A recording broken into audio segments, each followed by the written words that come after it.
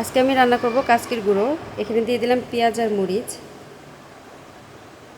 সাথে দিলাম আলু,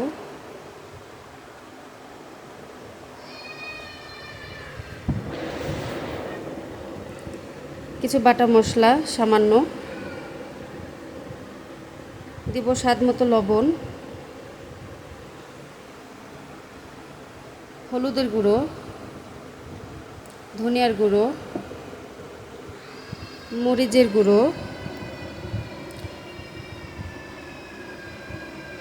সবগুলো একসাথে দিয়ে সুন্দর করে হাত দিয়ে মাখাবো। সুন্দর করে চটকে চটকে মাখাতে হবে। মাখানো শেষ।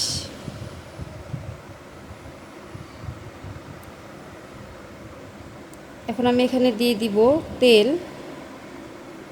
তেলটা দিয়ে আরেকটু নাড়বো, মাখাবো।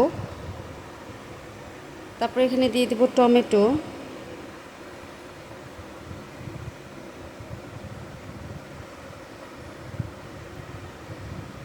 তারপরে এখানে দিয়ে দিব সেই কাচকির গুঁড়োগুলো দিয়ে এখন আলতো হাতে নাড়াচাড়া করে মাখাই নিব।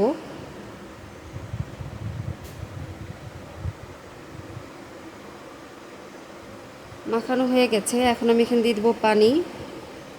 চুলায় বসিয়ে দিলাম। এই যে আমার রান্না প্রায় শেষের দিকে। এই যে আমার রান্না হয়ে গেছে। আজকে এই পর্যন্ত। সবাই ভালো থাকবেন।